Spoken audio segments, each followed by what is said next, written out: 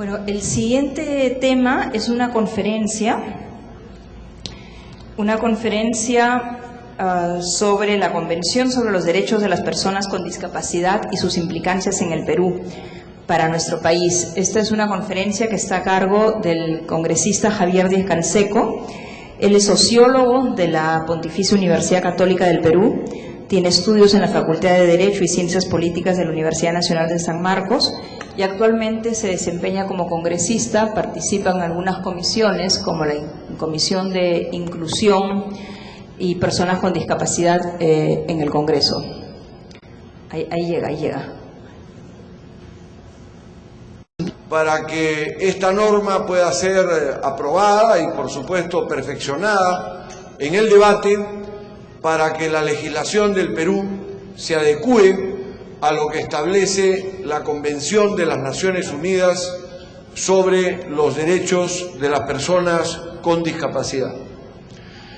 El proyecto de ley que en el Perú busca convertir a la Convención en una ley nacional y desarrollar los derechos que esa ley nacional debiera contemplar en función de la Convención es el proyecto 4707 del año 2010. Se presentó al anterior Congreso, pero este no lo llegó a discutir, y es en este nuevo Congreso que la Comisión de Inclusión Social y Personas con Discapacidad está discutiendo el proyecto.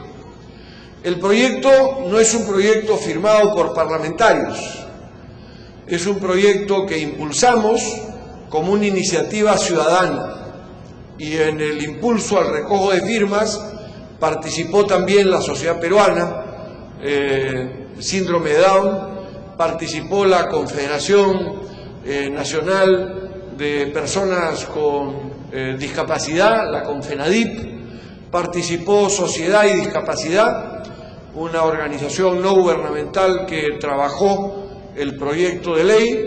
El director del diario El Comercio es firmante del proyecto, y en el impulso a la ley participaron un conjunto de organizaciones de la red de apoyo, en la que están Paz y Esperanza, el Centro de Empoderamiento de las Personas con Discapacidad, CEMDIS, MUSAS, un movimiento de mujeres con discapacidad, Helen Keller, Fraternidad Cristiana de Enfermos, Ainimundo, la Asociación Pro Derechos Humanos, la Sociedad Peruana del Síndrome de Down, la organización Save the Children, el Grupo Generación de Innovaciones para el Desarrollo, la Red Científica Peruana, Ararigua.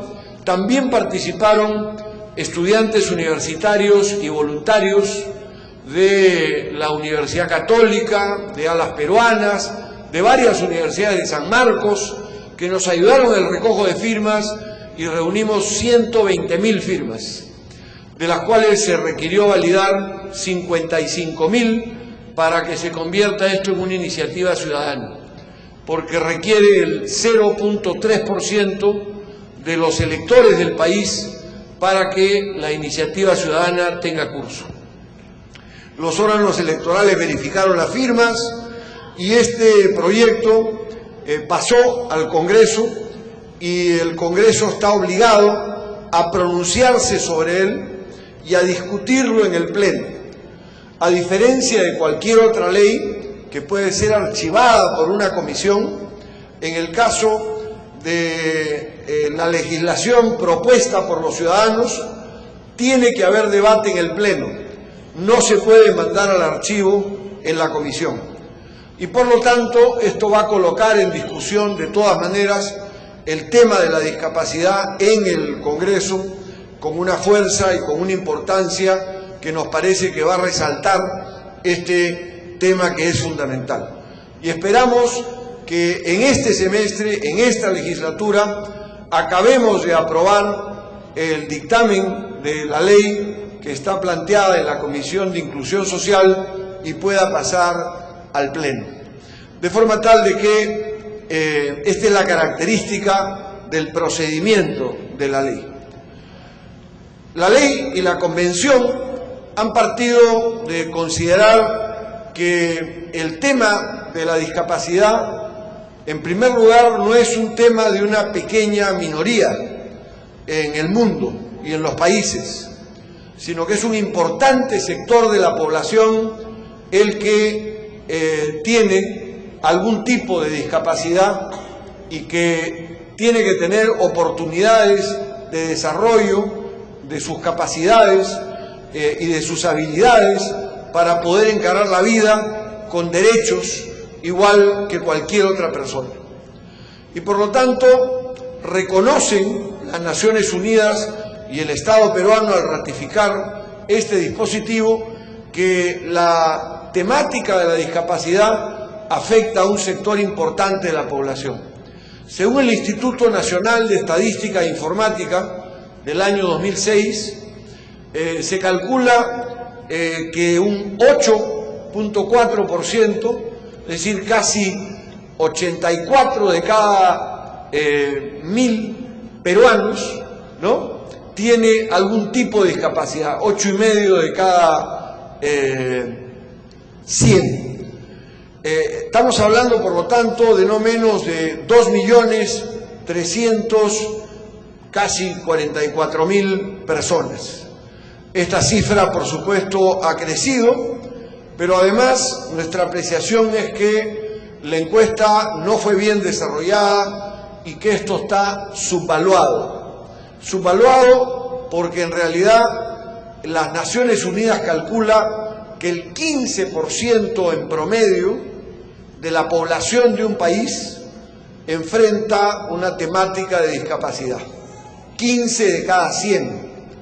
El INEGI, en función del estudio hecho el año 2006, calcula en el Perú 8.4 y 2.300.000, casi 44.000 personas. De ellos, un tema importante a resaltar es que más de la mitad son mujeres, que es un tema a tomar en cuenta y que la Convención también toma en cuenta. Y es un tema que hay que estudiar y trabajar y entender por qué. Un 24% es quechohablante, lo cual nos indica de que hay una importante porción de la población con discapacidad que pertenece a sectores de cuerpos étnicos del país que normalmente están en los estratos más pobres del país. Y se calcula que de cada 100 personas con discapacidad, 94 están subempleadas o no tienen trabajo. Es decir, la encuesta ya plantea algunos de los problemas que encaran las personas con discapacidad. Según el censo del año 2007, de cada 100 personas con discapacidad, 82 son pobres. Es decir, la discapacidad es un tema que impacta sobre todo sobre sectores en condición de pobreza. Y casi 23 de cada 100 personas con discapacidad, según el estudio del INEGI, no sabe leer ni escribir. Vamos a comprender esto también cuando vemos las cifras siguientes. En el Perú hay solamente 4.601 docentes de educación especial. Es decir, profesores formados en educación especial hay 4.600. Pero tenemos para esa época una población con discapacidad en edad escolar de 5 a 17 años de más de 350.000 personas. Entonces, evidentemente, el aparato educativo no está preparado para atender personas con discapacidad y carece del personal especializado suficiente para poder brindar la oportunidad de la educación, que es una herramienta fundamental para desarrollar capacidades. De los 350.000 que aparecen registrados como niños, niñas y jóvenes de 5 a 17 años en edad escolar, solo 50.000 llegan a la escuela según el Ministerio de Educación.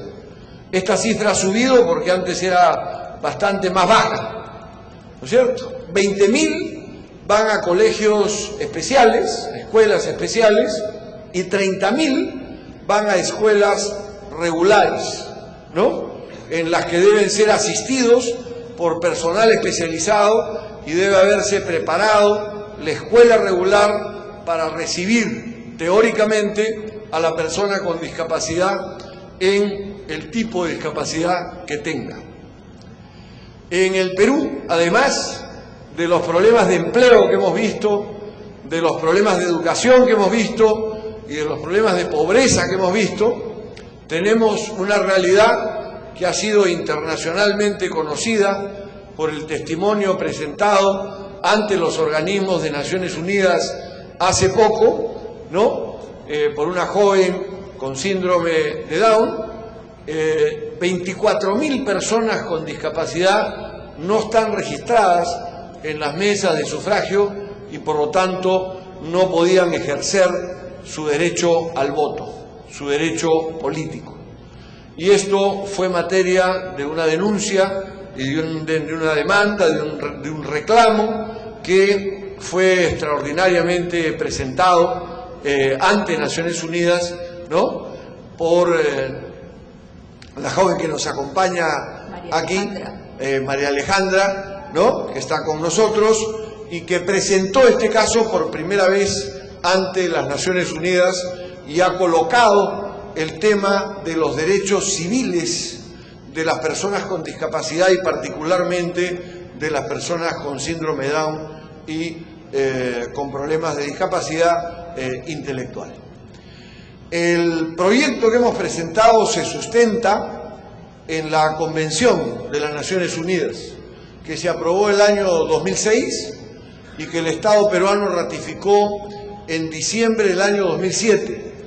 Al ratificarlo el Estado peruano, la Convención se convierte en una norma obligatoria en el Perú y tiene que ser cumplida por el Estado. La ley busca adaptarla a la realidad peruana para ir respondiendo a nuestros problemas. Y ese es el objetivo central de la ley. Los estados que firman la Convención se obligan a sí mismos, al firmar y ratificar la Convención, a dar normas legales, decretos, leyes y por supuesto también a aplicar políticas que hagan que se convierta en realidad los derechos que están planteados en la norma de las Naciones Unidas. Se obligan también a modificar y a derogar leyes, reglamentos, costumbres y prácticas existentes que constituyan discriminación contra las personas con discapacidad. Por ejemplo, en el Perú, las personas que son, para poner un caso, sordas y que por lo tanto, y porque no han tenido la oportunidad no pueden tampoco hablar sino con lenguaje de señas, pero no pueden hacerlo verbalmente, ¿no? Tienen una serie de limitaciones para emitir un testamento. No sé si ustedes se acuerdan, hace un par de años una pareja de personas sordas se quería casar, ¿no es cierto? Y el funcionario consideró que como eran personas sordas no podían dar claramente cuál era su voluntad, ¿no es cierto? Y decidió por lo tanto no casarlos. Hubo que hacer una campaña sobre el tema para que esto sea modificado. O si se acuerdan del caso del juez, del abogado cusqueño que salió con notas sobresalientes de la universidad, postuló para ser fiscal y no le querían tomar el examen porque era invidente, ¿no? Hoy día él es juez en el Cusco, ¿no? Y ha logrado revertir esta situación. Es decir, la legislación, las normas y el manejo de las cosas tiene que adecuarse a lo que dice la Organización de las Naciones Unidas. Y el Perú debe buscar que sean coherentes sus leyes con las disposiciones contenidas en la Convención. Por eso hemos presentado la iniciativa. ¿Por qué la Convención de Naciones Unidas y por qué una nueva ley que sustituya la 27050 y sus modificatorias? En primer lugar, porque el enfoque de la discapacidad ha cambiado. El enfoque de la discapacidad, el enfoque anterior de la discapacidad, es un enfoque médico y rehabilitador. El que tiene la discapacidad es uno, ¿no? Por ejemplo, yo tengo una discapacidad motriz. Es mi discapacidad personal. La sociedad no tiene nada que ver con ella. Esa es la antigua concepción. Pero la realidad es que la sociedad sí tiene que ver con las características de mi discapacidad. Porque si yo me tengo que mover en una silla de ruedas, como por ejemplo ocurre con el señor, ¿no es cierto?, y quiere subir a este estrado, ¿no?, por la parte frontal, no podría hacerlo porque no hay una rampa. Entonces tendrían que cargarlo y correrse un riesgo determinado, una inseguridad, para poder subir. Y el problema se puede resolver de una forma bien simple. Así como hay una escalera para subir, puede haber una rampa, ¿no es cierto? Son dos instrumentos distintos para cumplir el mismo objetivo. Y el que la sociedad se dé cuenta de esto es un elemento que hace mi discapacidad diferente, ¿o no? ¿No es cierto? Mi derecho a moverme es distinto si hay rampas en todas las veredas y yo puedo cruzar, puedo moverme con mi silla de ruedas independientemente. Nadie tiene que ayudarme a bajar la grada, ¿no?, o cargarme. Si los buses tienen una entrada que está al ras de la vereda y puede entrar mi silla de ruedas, o tienen los ganchos que elevan la silla de ruedas, ¿no es cierto?, saliendo por debajo del bus y suben la silla hasta la altura de los pasajeros, la silla puede subir al bus y tiene un espacio reservado, normalmente para dos sillas de ruedas, ¿no?, donde la persona puede moverse y puede transportarse al costo de un bus, ¿correcto? Hoy día tiene que pagar un taxi, que además normalmente le cobra más que a la gente normal porque tiene que subir la silla, ¿no? La gente que no tiene discapacidad porque tiene que subir la silla en la parte posterior, etcétera, ¿no?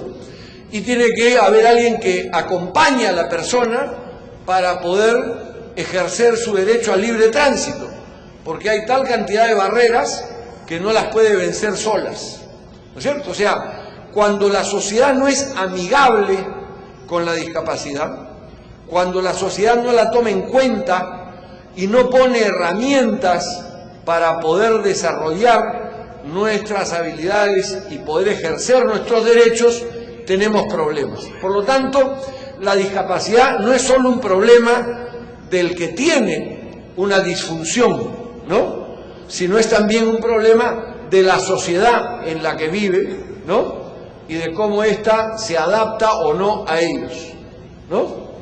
Por ejemplo, en el caso de las personas que se mueven en silla de ruedas y tienen un problema motriz, está el problema de la altura de los teléfonos públicos antes, ¿no? El teléfono público está a una altura determinada donde alguien que está sentado en una silla de ruedas no llega nunca a marcar y a colocar la moneda, ¿no?, o la tarjeta. Y entonces no puede hacer uso del servicio del teléfono, ¿no? O el baño. Si el baño no tiene en un restaurante, ¿no es cierto?, o en una cafetería, el ancho suficiente, la persona no puede ingresar al baño. Y no puede ingresar al inodoro si es que no tiene el espacio para poder mover la silla. O no puede moverse en un ascensor una persona invidente si es que en los puntos donde están los números de los pisos no está en letra braille colocado qué piso es. O si el ascensor no dice audible, piso 2, ¿no? Piso 3, piso 4, tiene que depender de otro, ¿no? Pero si la sociedad está adaptada, no tiene que depender de nadie, se puede mover solo o sola y no tiene ningún problema. Entonces, la discapacidad es una relación entre la disfunción y la sociedad, y las herramientas que la sociedad da o no da para poder vivir con autonomía y con independencia. En segundo lugar, el enfoque, por lo tanto, se concentra no simplemente en las personas, sino se concentra también en lo que la sociedad y el Estado pueden brindar para que sus ciudadanos tengan igualdad de oportunidades. Y por supuesto, el enfoque nuevo plantea que la sociedad tiene que eliminar barreras, eliminar obstáculos para permitir las libertades y los derechos fundamentales de las personas. No solo obstáculos arquitectónicos, sino principalmente obstáculos de ideas mal concebidas, de prejuicios que hacen que no se den oportunidades a las personas con discapacidad. El modelo de tratamiento de discapacidad tiene un antes y un ahora. Antes el problema estaba en la persona, ahora el problema lo provoca en gran parte el entorno y la sociedad. Y hay que adaptar el entorno y la sociedad para que el problema disminuya o mejore. La discapacidad antes se veía como consecuencia directa de una deficiencia, ¿no? Ahora no es solamente el problema de la deficiencia motriz, por ejemplo, ¿no?, que puedo tener, sino es también las barreras que la sociedad coloca que dificultan esta posibilidad, como lo mencionaba, la ausencia de rampas, por ejemplo, de ascensores, en fin. Las soluciones antes eran diseñadas por expertos, ¿no?, por médicos que eran expertos en el tema y que diseñaban una solución al problema. Hoy día, las personas con discapacidad se considera que tienen el derecho de participar opinando sobre las soluciones a sus problemas, ¿no? Y se ha instalado un enfoque participativo de consultas, que es un elemento muy importante para que este sector de la sociedad tenga derechos reconocidos y pueda intervenir en el diseño de las políticas. Y por supuesto, antes se buscaba simplemente o eliminar o normalizar la discapacidad y ahora se busca una rehabilitación integral y una eliminación de las barreras físicas, de las barreras sociales, de las barreras económicas y de las barreras culturales que dificultan la integración plena de las personas con discapacidad. La Convención de Naciones Unidas establece 8 principios fundamentales que defiende. En primer lugar, la dignidad de las personas con discapacidad debe normar las políticas y las leyes sobre el tema. Las personas con discapacidad deben ser tratadas con dignidad, deben ser tratadas con reconocimiento de que intrínsecamente tienen derechos como cualquier ser humano. En segundo lugar, el principio de autonomía e independencia. Las personas con discapacidad deben tener derecho a una vida con autonomía y con independencia, a no depender en toda la medida de lo posible de que otro tenga que ayudarlos a hacer las cosas o tenga que participar en cada actividad que ellos quieren llevar adelante. Deben ser lo más independientes posibles para poder vivir y actuar conforme le es más conveniente a la persona, ¿no? Y por lo tanto deben tener los instrumentos para eso. En tercer lugar, el principio de la participación y la inclusión. No se trata de que otros decidan por las personas con discapacidad, sino que las personas con discapacidad participen en la toma de decisiones y sean incluidos en la vida social en forma integral. Deben tener, en cuarto lugar, igualdad de oportunidades. Y para tener igualdad de oportunidades deben tener acceso a esas oportunidades, acceso a la educación, acceso al empleo, ¿no es cierto?, acceso al transporte, acceso a la cultura, acceso al deporte, etcétera, ¿no? Es decir, deben tener una igualdad de oportunidades. Debe respetarse la diferencia y la diversidad. Esta es una cosa que es totalmente lógica, ¿no?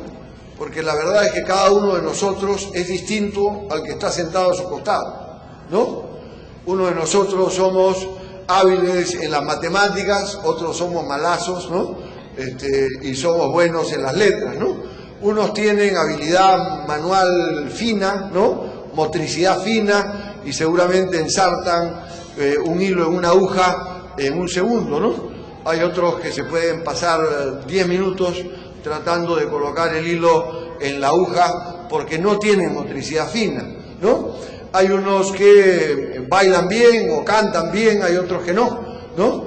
Es decir, cada uno de nosotros es diferente, tiene habilidades, tiene posibilidades en las cuales ha desarrollado determinadas cosas más, otras menos, todos somos diferentes, ¿no? Pero hay que reconocer esa diversidad y esa diferencia y hay que ser respetuosos de esta, y particularmente en el caso de las personas con discapacidad. En quinto lugar está el tema el tema de accesibilidad. Y cuando digo accesibilidad no me refiero solo, como dije, a barreras arquitectónicas, sino que todo sea accesible. Por ejemplo, que el Internet sea accesible, ¿no? El Internet es accesible para personas invidentes, porque hay un software que verbaliza lo que aparece en la pantalla. Entonces lo puede usar una persona con discapacidad visual, ¿no? Y los que tienen limitaciones en la visión pueden tener letras más grandes, ¿no es cierto? En fin, se puede adaptar perfectamente en ese sentido. Niños que tienen problemas de un infarto cerebral, ¿no? O una dificultad que les ha generado un problema motriz, pueden manejar una computadora, ¿no? Yo conozco varios casos con un puntero en la frente, ¿no? Y con un movimiento que les permite tocar las teclas y les permite comunicación. Pueden no poder hablar, ¿no? Pero el cerebro puede tener la capacidad de poder reaccionar y comunicarse a través de la asistencia de la tecnología moderna. Hay personas que tienen parálisis total y con los ojos manejan la computadora, porque hay también un software que permite un manejo de este estilo en este campo. Entonces, la accesibilidad es un tema fundamental. Hacer accesible los espacios y los desarrollos de derechos, las herramientas para desarrollar los derechos. Hay en séptimo lugar el principio de igualdad de género y de identidad. Ya hemos visto que en el caso del Perú y en muchos lugares del mundo hay más mujeres que hombres con discapacidad.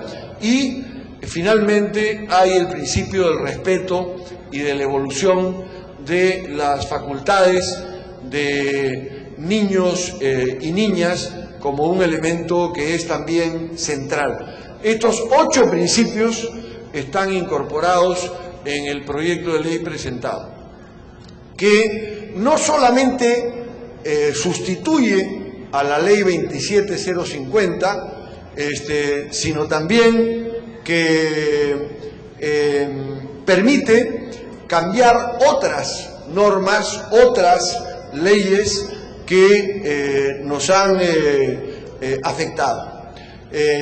Ya regresó. La Ley General de Salud, la Ley General de Educación, la Ley Universitaria, la Ley de Radio y Televisión, la Ley de Productividad y Competitividad Laboral, son normas que se cambian. Y también se propone modificar artículos del Código Civil, ¿no?, actual, y preparar una comisión que trabaje modificaciones al Código Civil para incorporar derechos. Ustedes dirán, ¿qué tiene que ver la Ley de Radio y Televisión?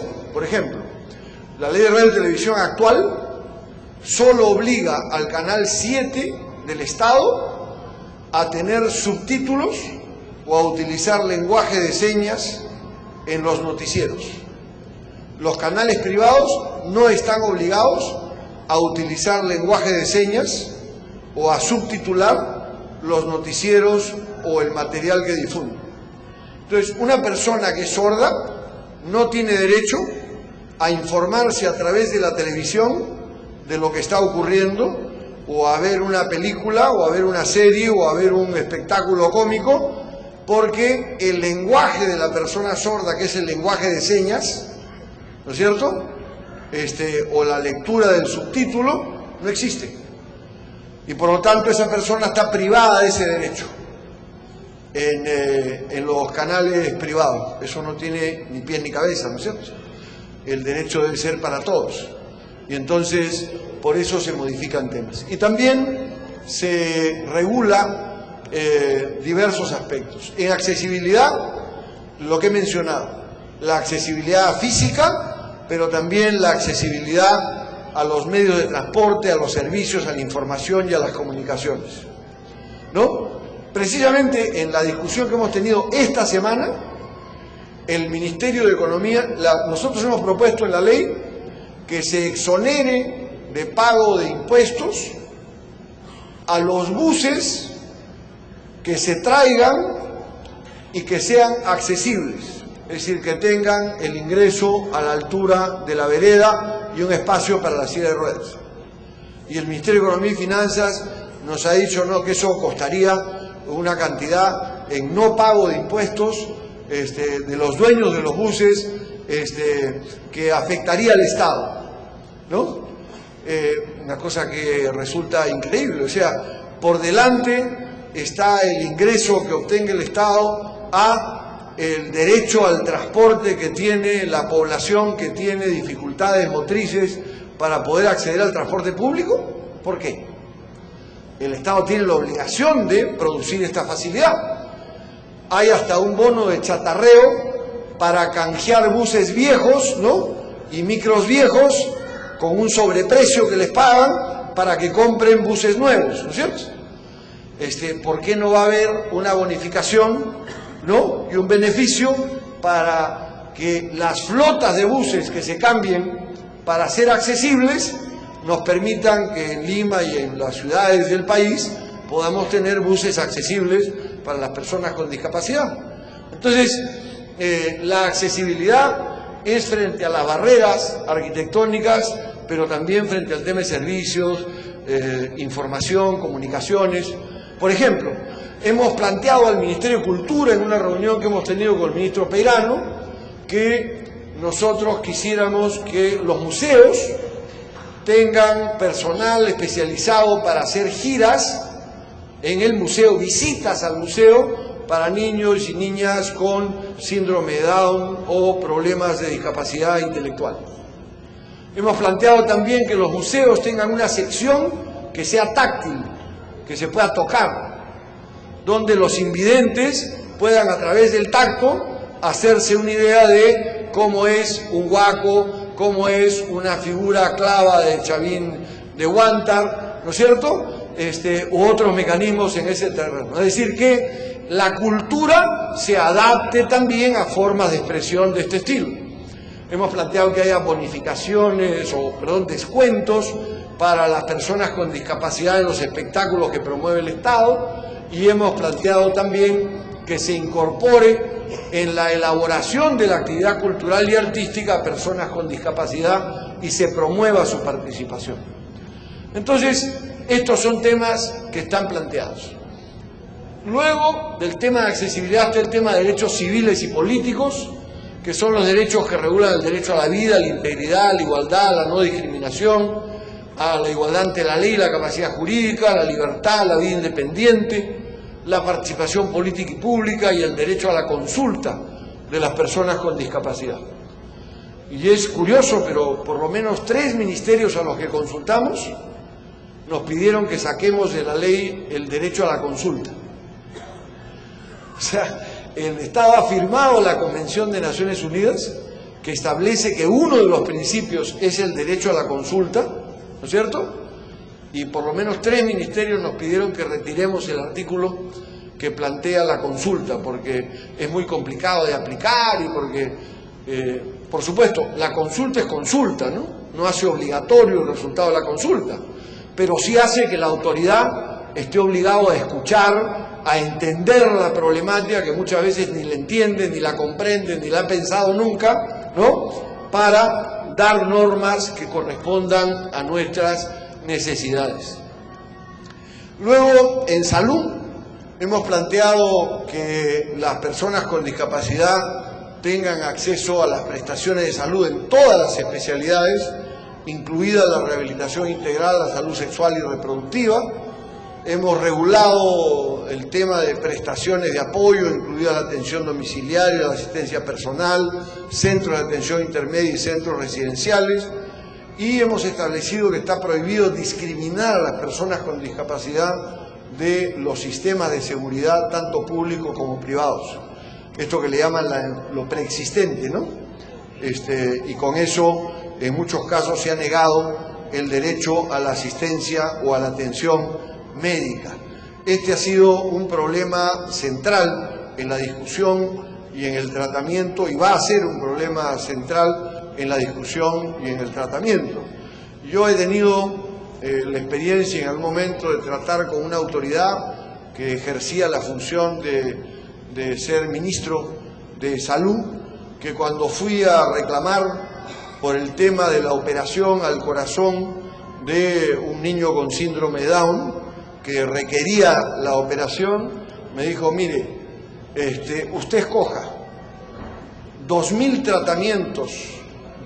tratamientos de enfermedades broncopulmonares de niños en época de friaje, o la operación al corazón de un niño con síndrome de Down, porque eso es lo que cuesta, el equivalente a 2.000 tratamientos para problemas respiratorios producto del friaje. Le dije: yo escojo los dos, y lo que escojo es que usted, como ministra, la obligación que tiene es pelear por el presupuesto necesario para atender los dos. Esa es su obligación. No me ponga usted a mí en el destino de ser Dios y escoger quién vive, ¿no es cierto?, en este terreno. Póngase usted en la situación de que usted tiene que cumplir con un derecho, y es el derecho a la vida, y que esa es una obligación fundamental. Y si eso implica que algunos consuman menos, ¿no?, en algunas condiciones, o paguen más impuestos, ¿no?, de la riqueza que tienen, bueno, que lo hagan, porque por delante está la vida a estos elementos centrales. Pero los problemas están planteados a ese nivel de crudeza y de dificultad. En educación, la ley reconoce el derecho de las personas con discapacidad a recibir una educación con enfoque inclusivo en todas las etapas y modalidades del sistema educativo. Esto no significa la desaparición de colegios o escuelas especiales que tienen la tarea de dar determinadas capacidades y funciones, pero sí implica que los niños con discapacidad deben buscar en la forma más amplia posible a estar en vinculación con todo el resto de niños, ¿no? Porque nadie vive aislado del resto del mundo, vive en sociedad, ¿no es cierto? Y la educación es una forma de socialización tanto para el niño o niña con discapacidad como para el niño o niña sin discapacidad, entre comillas, ¿no es cierto? O sea, ambos aprenden del proceso. En materia de trabajo y empleo, queremos extender una obligación que hoy tiene el Estado, que es darle en todas las unidades que tienen más de 50 trabajadores un trabajo para personas con discapacidad. O sea, 3% del empleo reservado para personas con discapacidad. Queremos extender esa obligación, que hoy es estatal, a todas las empresas del país de más de 50 trabajadores. Es decir, que la actividad privada también haga suyo el tema de la discapacidad, el tema de la inclusión, y asuma su responsabilidad. Esto existe en muchísimos países del mundo, donde la obligación de generar empleo para personas con discapacidad es del Estado y es también de las empresas privadas.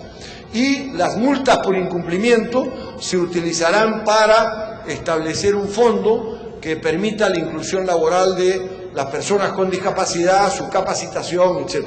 Estamos negociando con el Ministerio de Trabajo programas específicos en ese terreno. Y finalmente, incorporamos que las personas con discapacidad requieren probablemente que su lugar de trabajo se adapte. Por ejemplo, si necesitan una rampa, o por ejemplo, si necesitan un software para poder funcionar, o la altura en la que está la mesa en la que trabajan, y que la empresa tenga el derecho a descontar eso como un costo, ¿no es cierto?, de la empresa, para que no sienta animadversión a colocar personas con discapacidad en este terreno. Y también se establece, como ya lo hemos establecido en una ley anterior, se repite el que las empresas que den empleo a personas con discapacidad tengan beneficios tributarios. Las modificaciones que sean necesarias y que no sean una carga desproporcionada, ¿no es cierto?, serán consideradas como costo para permitir que las personas con discapacidad puedan funcionar. Otras propuestas que se hacen es que todo el proceso de certificación para tener el carnet de persona con discapacidad y poder cumplir con determinados derechos sea gratuito. No solamente la inscripción, sino el examen médico, etcétera, porque es como un documento de identidad que les permite ejercer determinados derechos. En segundo lugar, disponer que el INEI, el Instituto Nacional de Estadística e Informática, desarrolle una encuesta nacional de hogares sobre discapacidad y brinde información sobre la prevalencia de discapacidad. En el Perú no hay una encuesta sobre discapacidad desarrollada a nivel nacional. Y en el presupuesto que aprobamos en noviembre del año pasado por primera vez, hemos aprobado 8 millones de soles para que se dé una encuesta nacional sobre discapacidad que debe desarrollarse este año. Y por primera vez tendremos una encuesta con una muestra suficientemente grande como para saber cuál es la envergadura del problema, dónde están ubicados los casos de discapacidad prioritariamente y poder desarrollar políticas con una información científica adecuada. ¿Puedes ponerte la anterior un minutito? Y luego, en el caso de CONADIS, habíamos propuesto que pase a la presidencia del Consejo de Ministros, pero con la nueva legislación que se ha aprobado sobre el Ministerio de Inclusión Social, el CONADIS quedará planteado en el Ministerio de Inclusión Social, pero ha mejorado también su presupuesto. Luego se propone como facultad del Estado crear una pensión no contributiva para las personas con discapacidad. Este es otro tema que estamos en plena discusión, ¿no? Porque el gobierno ha propuesto la pensión no contributiva, la pensión 65, ¿no es cierto? Lo que no estamos planteando es que las personas que tienen discapacidad severa, ¿no es cierto?, y que carecen como núcleo familiar, ¿no?, de las condiciones adecuadas o viven en condiciones de pobreza, puedan acceder también a una pensión no contributiva que alivie la situación de la persona o de la familia para poder encarar los retos que las condiciones le plantean. Esto ya es una discusión fuerte, porque obviamente estos son recursos, ¿no? Es dinero que tiene que ser dedicado a ese tema, pero está planteado en la propuesta de ley y es parte de los temas en discusión. Y finalmente planteamos que hay un trato diferente a los contribuyentes con discapacidad y a aquellos que ejercen su tutela o su patria potestad, siempre y cuando haya las condiciones económicas, ¿no es cierto?, que lo requieran, ¿no?, en este terreno. De forma tal de que este planteamiento está hecho. Hemos hecho también un planteamiento novedoso. En el Perú está el CONADIS, que es el organismo nacional rector, están las OREDIS, que son las oficinas regionales para la integración de las personas con discapacidad en los gobiernos regionales, y están las OMAPETs, las oficinas municipales para la integración de las personas con discapacidad en los municipios. Pero no hay relación entre una y otra. Entonces lo que estamos estableciendo en la ley es una red de relaciones, no una red de mando, donde CONADIS lo mande todo y anule la descentralización, pero sí que hay un intercambio, una comunicación y una sinergia, un apoyo mutuo, ¿no es cierto?, entre estas diversas instancias para operar en este sentido. Y finalmente se propone crear una comisión especial que revise el Código Civil en relación a la capacidad jurídica de las personas con derechos civiles plenos que tengan discapacidad. En relación al tema de mujeres con discapacidad, hay un acápite que reconoce que las mujeres y las niñas con discapacidad están sujetas a una serie de discriminaciones y de maltratos excepcionales y más agudos que los varones, y se busca asegurar una igualdad de género y dar una protección especial en este terreno a los derechos de la mujer en este campo. Entonces, este es también otro elemento agregado. La ley plantea, y de la Convención, que debemos tomar conciencia del problema, sensibilizar a la sociedad, ¿no es cierto?, incluso a nivel familiar, porque hay una cantidad de prejuicios, de ideas y de preconcepciones erróneas, y que esta es una tarea fundamental. En segundo lugar, luchar contra esos prejuicios y estereotipos y prácticas nocivas, y promover la toma de conciencia respecto de las capacidades y aportaciones de las personas con discapacidad. Ustedes habrán visto en los medios de comunicación en estos últimos 10 años, digamos, ¿no? La verdad es que el enfoque ha cambiado, ¿no es cierto? O sea, antes todo el tema era tipo Teletón, ¿no es cierto? Tenía que salir el niño casi arrastrándose, ¿no? Y generando una situación de pena, ¿no? Para motivar, ¿no?, la emotividad personal. No se planteaba como un tema de derechos. Se ha hecho un trabajo bien intenso con periodistas, con directores de medios, con dueños de medios, ¿no?, para cambiar la cabeza, porque la cabeza es clave, ¿no? Y hoy día tenemos que este evento ha salido ayer en el periódico que se reparte gratuitamente, ¿no?, y en varios medios de comunicación, y eso está revelando un cambio en el enfoque, ¿no es cierto? Hoy día atletas con discapacidad ganan premios, ¿no?, en competencias internacionales, y hay un nivel de reconocimiento, ¿no?, en este campo. Y hasta tenemos voceras en la Organización de Naciones Unidas presentando los temas. Las cosas han ido cambiando porque se ha ido haciendo un trabajo en este terreno. Es además un tema clave que en octubre la ministra de Educación debe presentar todos los octubres un informe sobre el avance de la educación inclusiva en el país. Y la verdad es que este es un tema bien complicado porque ha caminado bastante mal en el país. Y ha caminado bastante mal porque no se han adaptado los colegios, no se han asignado profesores de educación especial, el material pedagógico es insuficiente, no se prepara con escuelas de padres a los padres de todo el colegio en este terreno, los maestros tienen una sobrecarga de alumnos y no reciben apoyo de maestros en educación especial para este efecto.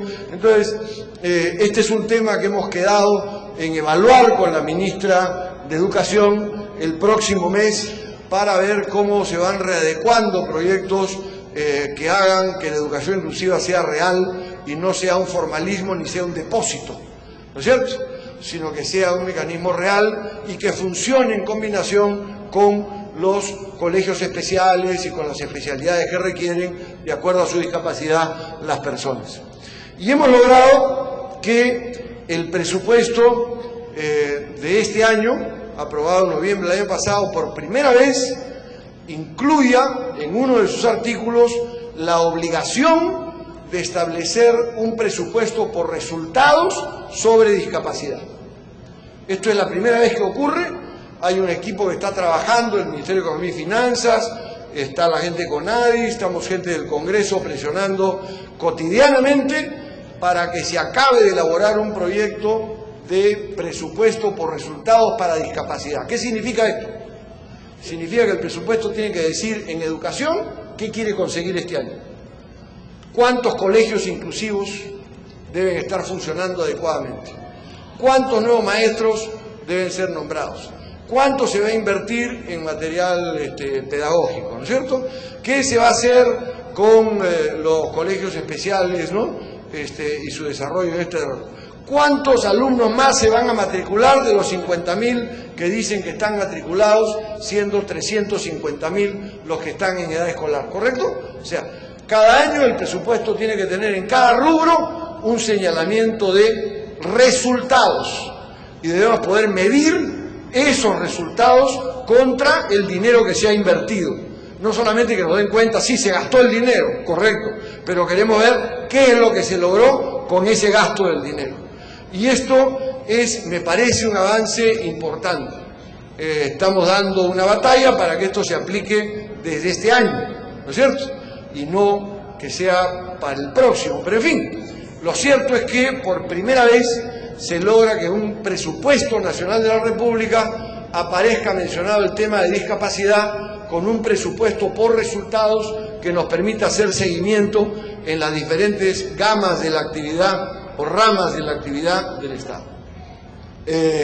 Y finalmente estamos buscando que el programa de igualdad de oportunidades, que hasta ahora rige, ¿no es cierto?, cuente con recursos, porque el programa de igualdad de oportunidades del 2009 al 2018 no tiene presupuesto asignado. O sea, dice objetivo, de tantos colegios inclusivos con tantos alumnos, etcétera, ¿no? Pero uno llega al final de la línea y donde está presupuesto dice el ministerio cumplirá este objetivo con su presupuesto ordinario.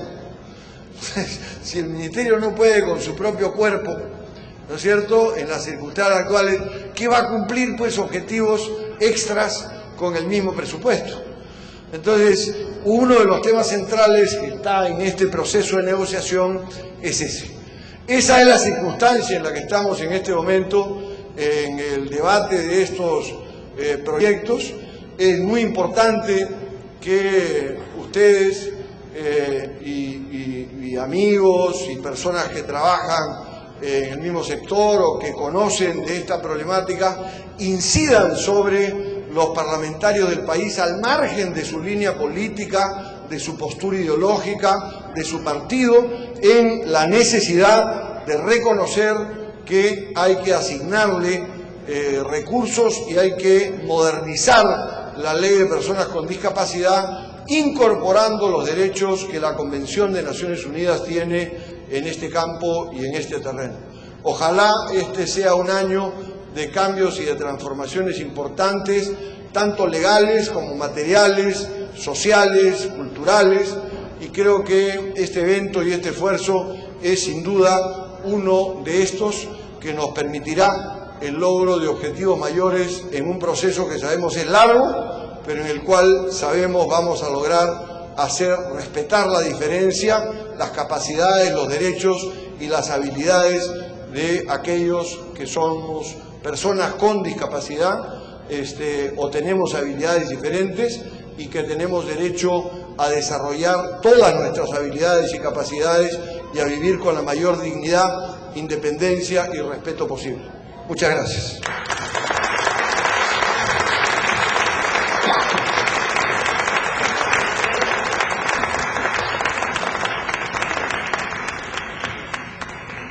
Bueno, tenemos 5 minutos para alguna pregunta muy puntual, alguna aclaración sobre la propuesta de ley.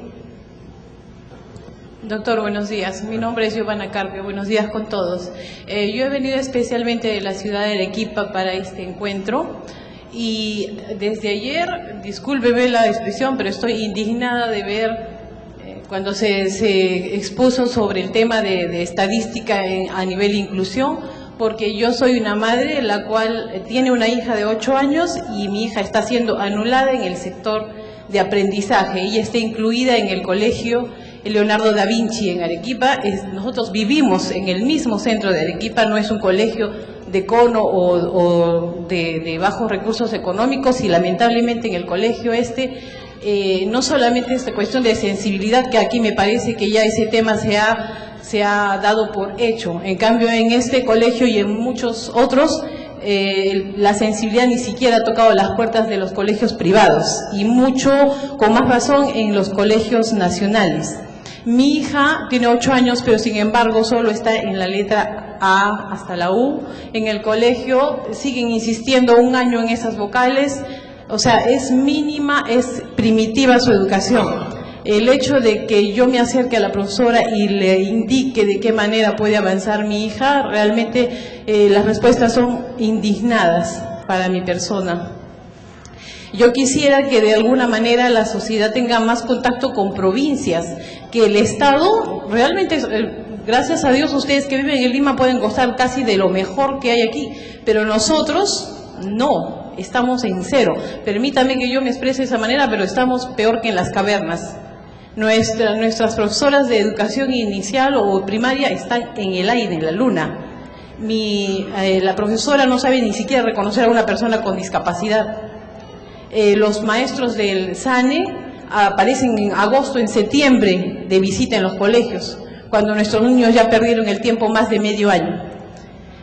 Nuestra información como padres debería ser más próxima, y si no, nosotros de alguna manera reclamamos o preguntamos, insistimos mucho sobre el tema, somos personas fastidiosas, molestosas en ese sentido. Entonces, la Sociedad de Síndrome de Down, por favor, hacer que se llegue hasta Arequipa. Yo tengo, me he asociado y tengo un centro de rehabilitación para niños especiales.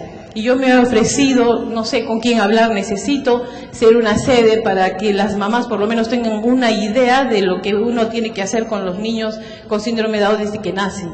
Y yo necesito información para mi hija y para darlo a quien yo pueda.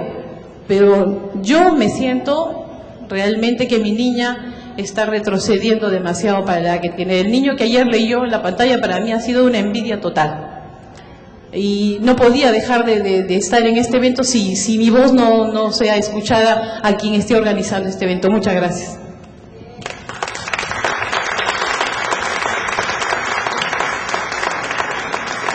Yo creo que lo que ha planteado es...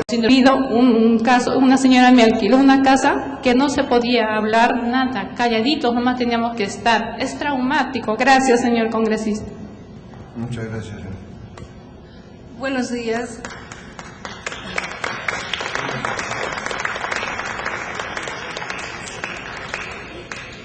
Quisiera hacer esta pregunta. Se dice que 4.601 profesores especializados en educación especial para 350.000 capacitados. ¿En qué momento el Ministerio de Educación va a capacitar a esos profesores para que nuestros hijos asistan a una escuela regular? ¿Necesariamente compete al Ministerio de Educación esa capacitación a los profesores o puede ser una institución privada? Llámese asociación, llámese club, llámese... ¿Y en qué tiempo, si el Ministerio de Educación va a hacer esa capacitación a los profesores, de qué tiempo hablamos? Muchas gracias, vengo yo de la ciudad de Arequipa, estoy muy agradecida a la Sociedad Peruana de Síndrome de Down por las charlas educativas que estamos recibiendo, y también decirles que nosotros, como yo tengo mi hijo ya de 30 años y él ha estado en un colegio especial y ahí le han dado las facilidades respectivas. Sí nos gustaría de que haya una filial allá en Arequipa del síndrome de Down, pero también que se preocupen por los jóvenes que ya no pueden ser incluidos en los colegios por la edad. Entonces, ¿qué hacer? Nosotros estamos en esa disyuntiva, tal vez que hemos formado una asociación para dotarlos a estos jóvenes de un ambiente propicio, de recreación, con talleres, con un albergue, y quisiéramos también nosotros que en las leyes que ustedes están proponiendo se apoye al joven que ya pasa la edad de estar en los colegios. Gracias.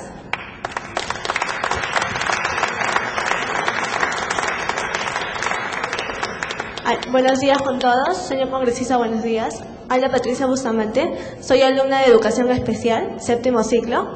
Mi pregunta es la siguiente. Actualmente, ¿qué está haciendo el Estado con respecto a la capacitación de los docentes estatales para que ellas puedan incluir en su aula a alumnos con discapacidad? Ya que afortunadamente yo estoy en una universidad privada y tengo la accesibilidad de estar siempre con capacitación en la universidad. Lamentablemente los profesores estatales no tienen el apoyo del Estado, ni del ministro de la ministra de Educación, ni del propio presidente, para que sepan cómo ellas mismas incluir en su aula a los niños con alguna discapacidad. Yo he trabajado en un colegio, he hecho prácticas en colegios estatales y lamentablemente es algo que no se puede perdonar lo que el Estado está haciendo con los colegios estatales. Los alumnos estudian en unas aulas horribles, no tienen servicios higiénicos adecuados para ellos. Los salones son de aproximadamente 40, 50 alumnos y solamente una profesora para los 50 alumnos. Creo que no me parece una educación adecuada para esos niños. Los niños no tienen la atención necesaria que deberían tener.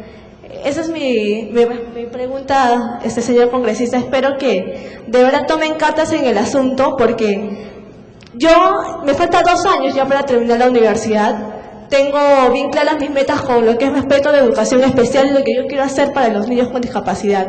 Pero los profesores que ya están trabajando con esos alumnos deberían tener la capacitación exacta y la capacitación adecuada para que puedan trabajar con ellos. Gracias. Señor congresista, buenos días. La que habla también es una madre de una niña con síndrome de Down. Pero la inquietud, yo creo que de todos los padres que estamos acá presentes, es la misma, la educación de nuestros hijos. Si bien es cierto, se habla de una inclusión educativa, que no existe, porque el personal no está capacitado para poder atender a nuestros niños. La realidad de nuestro país es otra. No solamente los padres de provincia padecen de este problema, sino también acá, también en Lima, en el Callao. Nosotros estamos muy preocupados porque estos colegios que pueden albergar a nuestros niños, el personal no está preparado para poder dar la educación que nuestros niños necesitan. Y la preocupación yo creo que es de todos. Es nuestra inquietud grande de que usted lleve al Congreso este pedido de nosotros los padres, porque esa inclusión educativa no existe en un centro educativo. Nuestros hijos no son conejillos de indias. Y eso se lo dije yo a la señora que estuvo a cargo en el Ministerio de Educación de los Niños Especiales, porque si bien es cierto, nosotros acá en el Callao gozábamos de un programa de educación especial, Luisa Sologunes de Sabogal, que nos daba a nuestros niños diferentes tipos de terapias y sin embargo lo anularon. Y nuestros niños, muchos niños del Callao han quedado sin ese tipo de terapia. Ahora, es bonito plasmar en el papel, como he estado yo leyendo en antes, plasmar muchas cosas que se nos puede facilitar a nuestros niños, pero sin embargo, en la realidad es otra, porque no se nos brinda, no se nos facilita.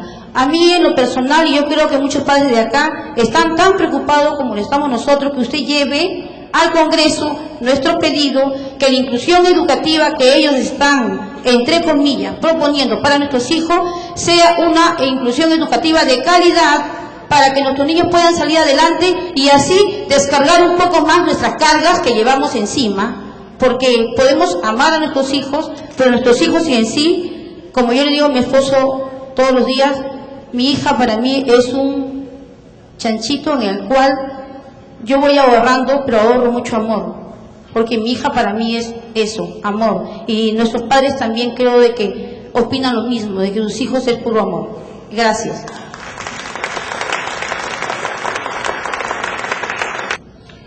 Bueno, yo quiero agradecer las preguntas y voy a ser en realidad muy breve. ¿Quién nos defiende? Bueno, en primer lugar yo diría que tenemos que defendernos nosotros mismos. Cuando a mí me dio polio yo tenía 1 año y con el tiempo mi padre me dijo, mira, tú vas a poder aprender a montar bicicleta, vas a poder nadar, vas a poder montar un caballo, pero te vas a caer más que el resto.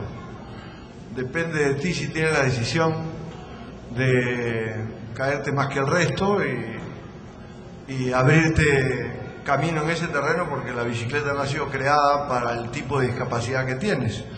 Si yo me caía para el lado izquierdo, no tenía apoyo en la pierna izquierda y me caía, pues, y me daba un cocorrón, digamos, en la cabeza. Tuve la suerte de que tuve un padre, una familia que no ejerció una lógica de sustituirme o de sobreprotegerme, sino de ayudarme a darme herramientas para salir adelante y a enseñarme que las cosas le cuestan a uno. Y la verdad es que tenemos un Estado que es poco solidario y un aparato burocrático que tiene mucha gente que tiene poco interés en atender las necesidades de las personas. Ese es otra vez un cambio en la cabeza de la gente y en la construcción del tipo de sociedad que queremos. Si construimos una sociedad que sea inclusiva para las personas con discapacidad, vamos a construir un Perú para todos, porque ese es el respeto a la diferencia, ¿no es cierto?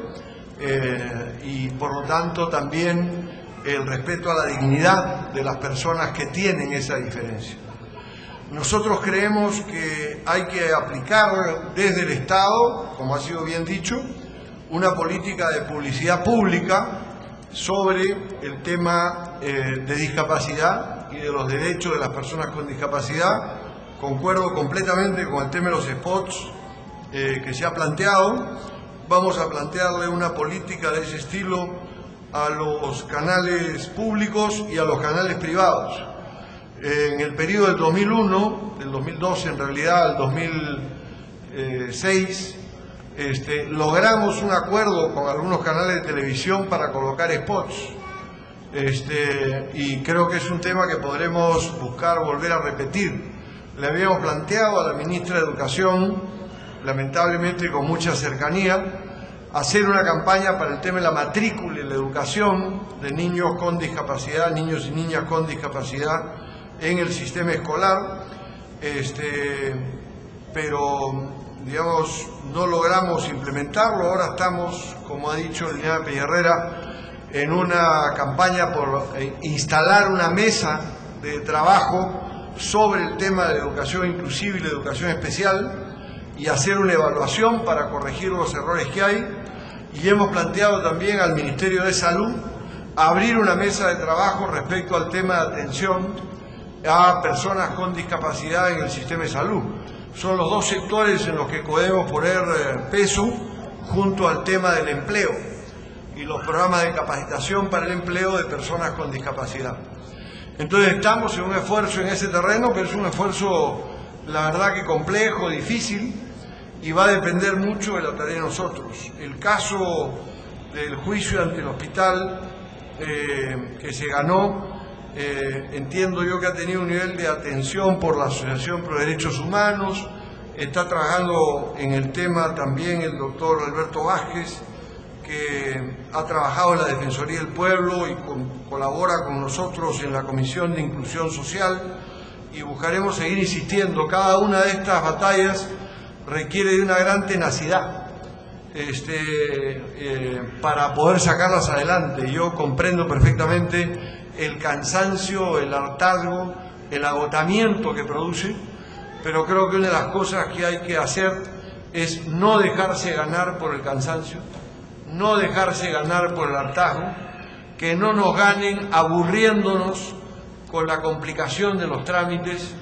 Está en la resistencia en el tiempo, no en la velocidad inicial, sino en la resistencia en la que se gana una maratón o una carrera de largo alcance.